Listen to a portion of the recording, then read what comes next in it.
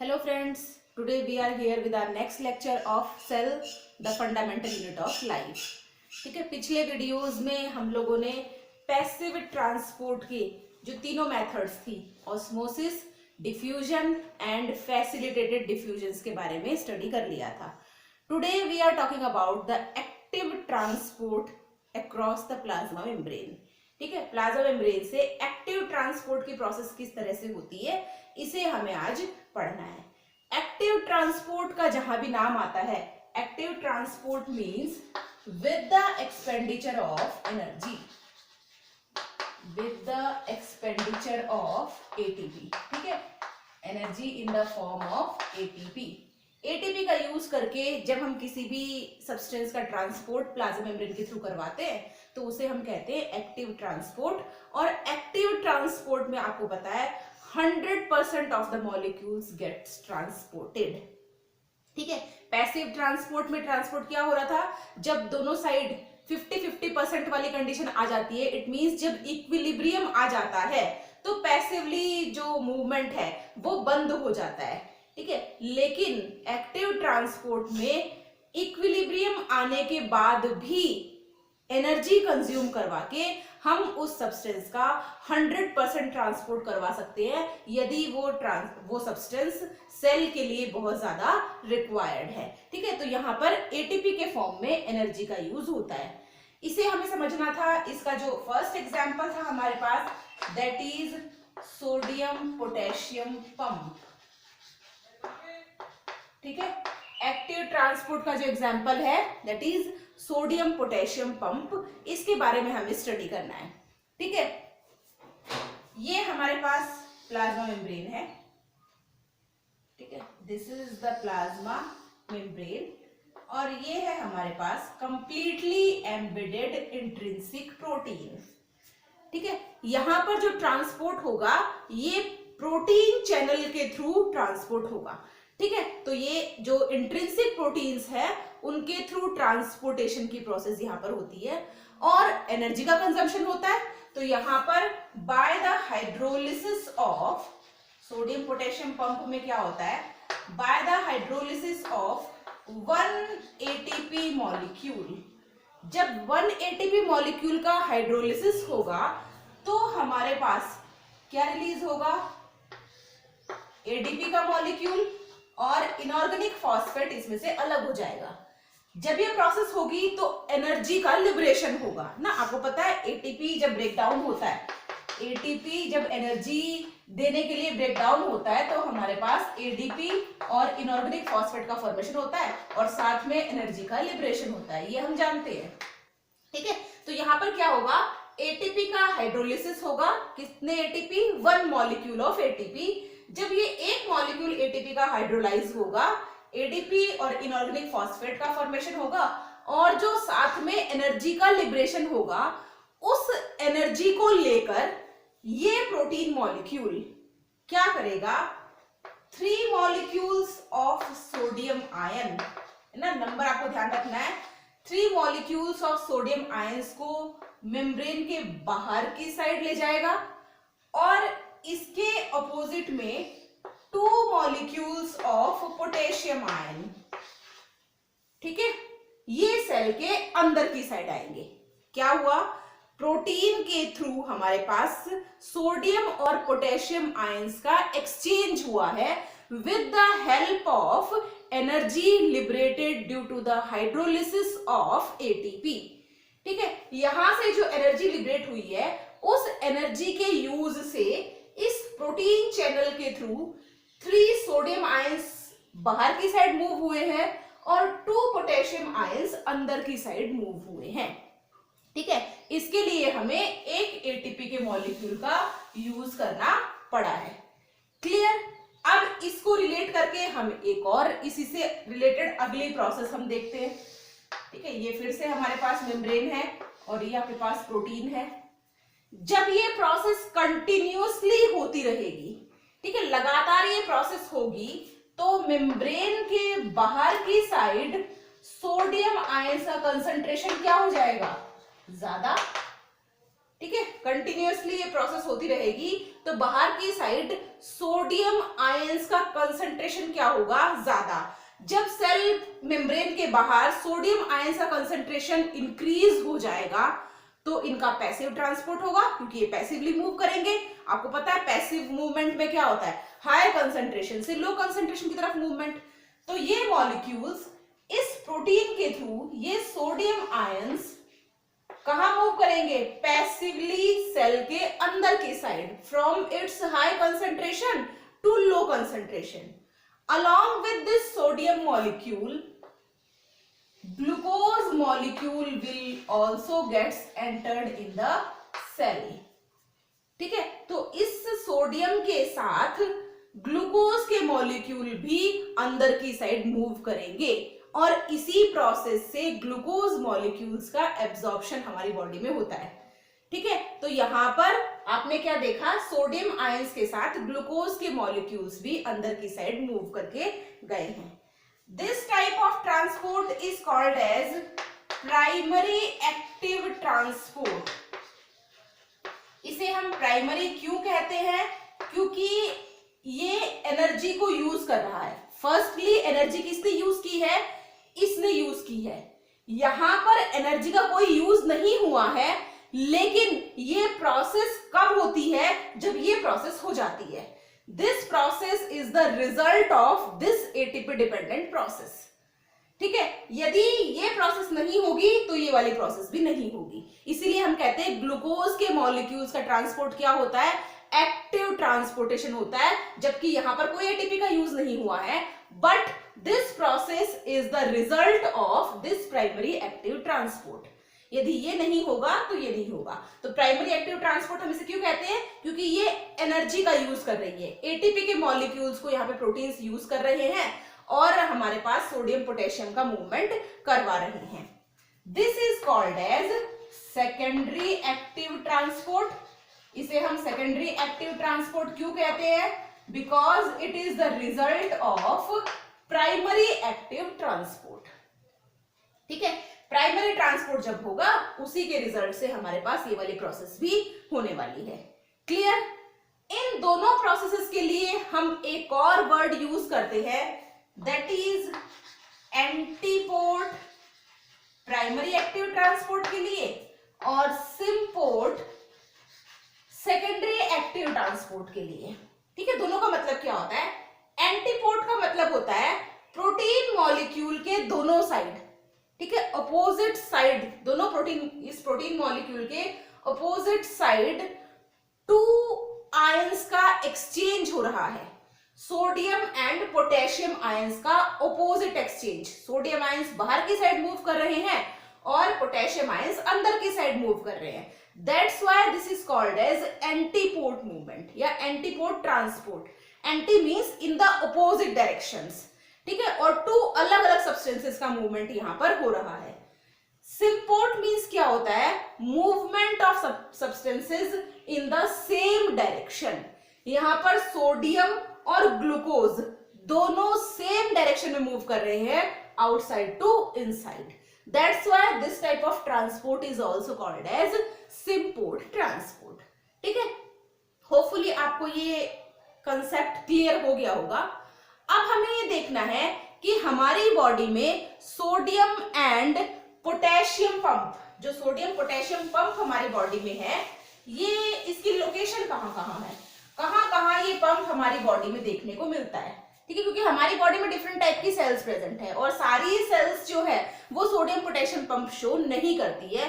तो कौन सी सेल्स की प्लाज्मा मेम्ब्रेन जो है वो सोडियम पोटेशियम पंप को शो करती है। तो इस पंप की लोकेशन हमारी बॉडी में क्या है, फर्स्ट लोकेशन तो है इन द न्यूरॉन्स ना, in the membrane of neurons लिखेंगे, in the plasma membrane of neurons.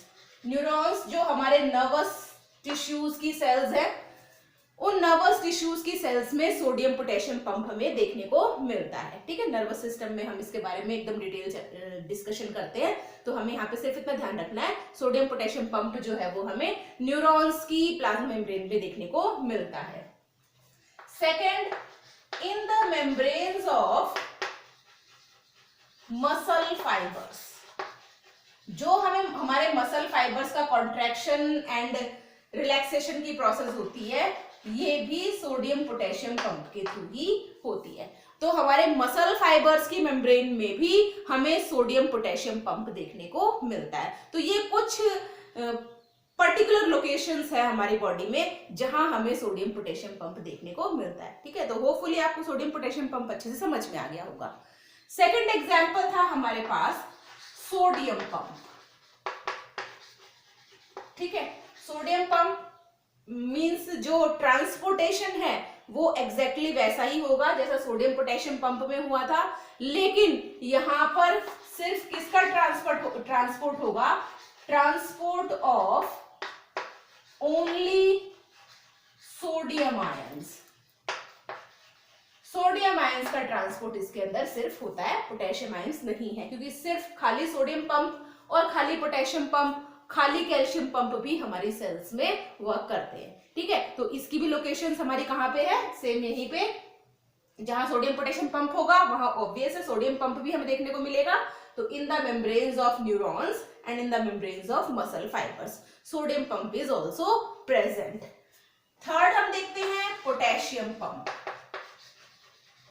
Potassium pump यहां पे सिर्फ किसका ट्रांसपोर्ट होगा? Transport of only potassium ions. ठीक है, पोटेशियम आयंस का ट्रांसपोर्ट यहां पर होगा, और ये भी हमें जहां सोडियम पोटेशियम पंप है वहां तो देखने को मिलेगा ही। ठीक है, मींस जो प्लाज्मा मेम्ब्रेन है न्यूरॉन्स की, वहां तो हमें सोडियम पंप देखने को मिलता ही है। इसके अलावा एक और जगह प्लांट्स में, that is in the membrane of guard cells of stomata. Guard cells of stomata. Stomatas की guard cells में भी हमें पोटेशियम पंप देखने को मिलता है। इसके अलावा ह्यूमन बींग्स में कहाँ होगा? इन द मेम्ब्रेन ऑफ न्यूरॉन्स। ठीक है, नेक्स्ट हम बात करते हैं, और मसल्स की मेम्ब्रेन्स में भी हमें देखने को मिलेगा। नेक्स्ट पंप हम बात करते हैं, दैट इज कैल्शियम पंप। ठीक है, sodium potassium, sodium and potassium pump आपको समझ में आ गया, इनकी लोकेशन समझ में आ गई। नेक्स्ट पंप है हमारे पास कैल्शियम पंप। ठीक है, as the name indicates only the transportation of calcium ions will takes place. ठीक है, यहां पर सिर्फ कैल्शियम आयंस का ट्रांसपोर्ट होगा, और कैल्शियम पंप हमें देखने को मिलता है हमारी सार्कोप्लाज्मिक रेटिकुलम में। ठीक है, कहां देखने को मिलता है? सार्कोप्लाज्मिक रेटिकुलम में। सार्कोप्लाज्मिक रेटिकुलम क्या है? It is the endoplasmic reticulum of muscle fibres.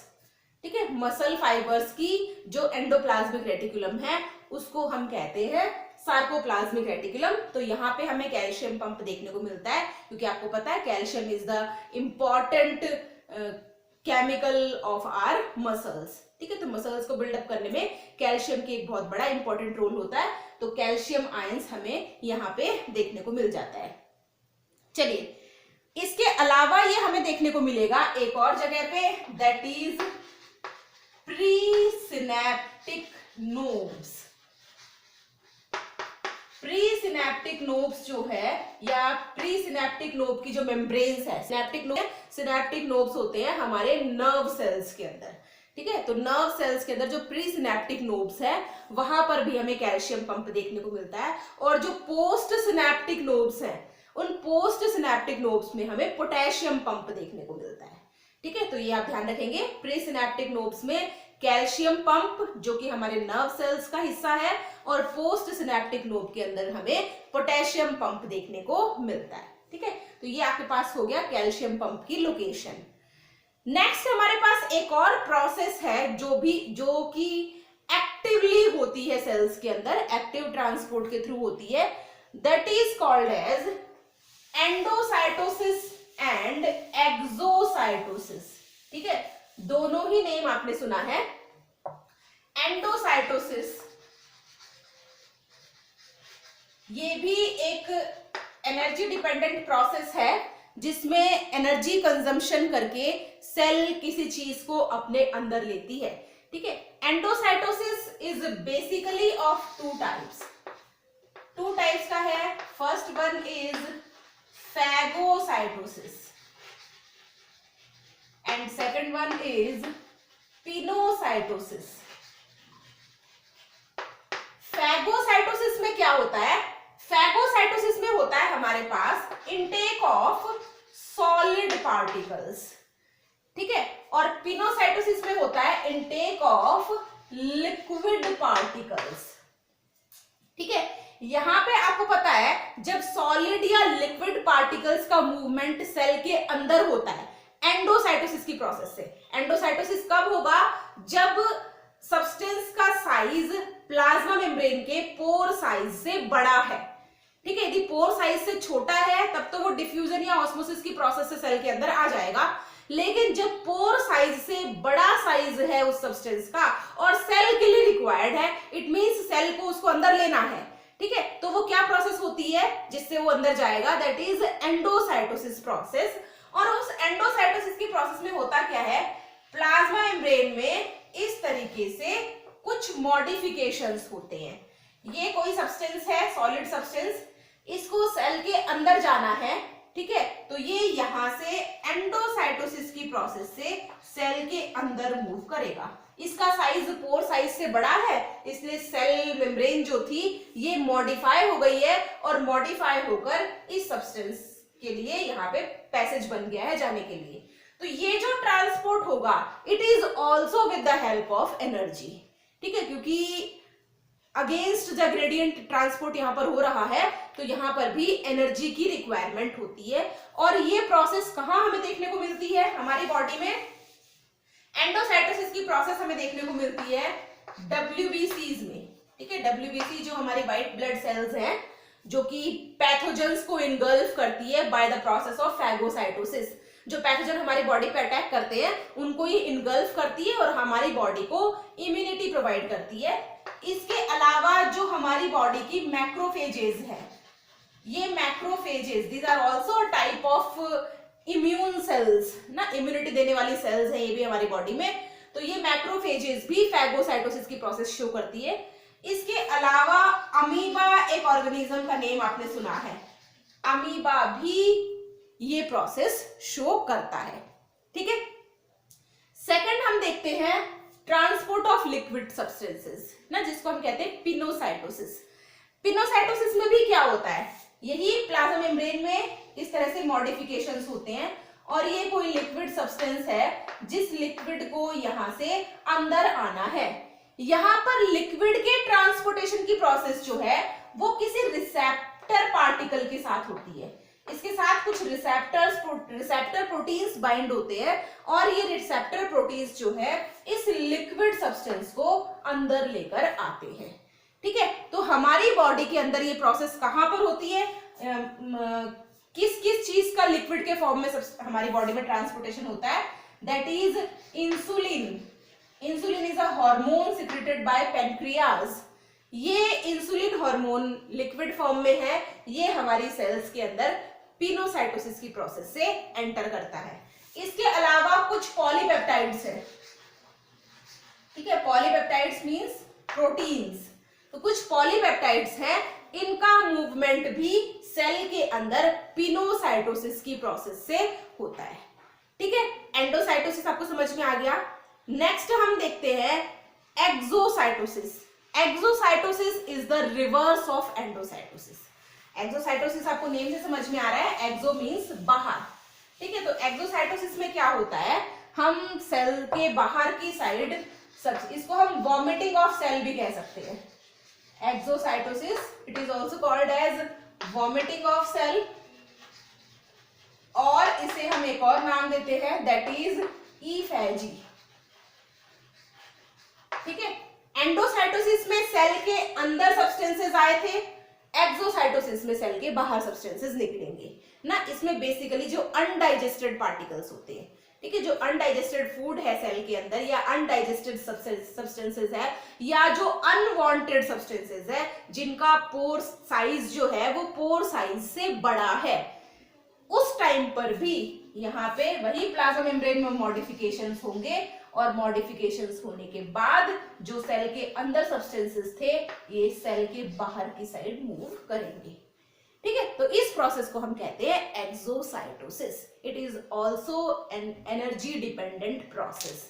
ठीक है, तो एंडोसाइटोसिस एक्सोसाइटोसिस दोनों ही प्रोसेसेस एनर्जी डिपेंडेंट है ना। यहाँ पर हमें एनर्जी कंजम्पशन करवाना पड़ता है, एटीपी के फॉर्म में एनर्जी इनको हमें देनी पड़ती है।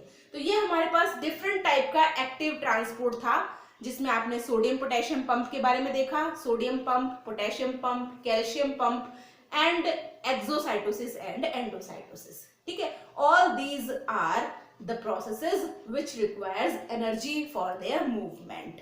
ठीक है, तो एनर्जी के साथ जहां भी मूवमेंट होगा that is called as active transport, क्योंकि एक्टिव ट्रांसपोर्ट में हमें 100% पार्टिकल्स का मूवमेंट करवाना होता है। सेल के लिए रिक्वायर्ड सब्सटेंसेस है वो 100% सेल के अंदर आने चाहिए और जो अनरिक्वायर्ड है वो 100% सेल के बाहर जाने चाहिए। ठीक है, तो इसलिए वहां पे हमें एनर्जी देनी पड़ती है सेल्स को। ठीक है, होपफुली आपको बहुत अच्छे से समझ में आया होगा। Passive transport and active transport दोनों को आप अच्छे से देखिए। जो नए मेरे चैनल में आए हैं, जिन्होंने नया नया इस चैनल को ज्वाइन किया है, वो पुराने वीडियोस देखने के लिए प्लेलिस्ट में जाकर आप पुराने वीडियोस को वॉच कर सकते हैं। जो वीडियोस उनके छूट गए हैं उनको आप प्लेलिस्ट में जाके वॉच करिए। अपने नेक्स्ट वीडियो में हम मॉडिफिकेशंस ऑफ प्लाज्मा मेम्ब्रेन के बारे में डिस्कस करेंगे। Thank you very much.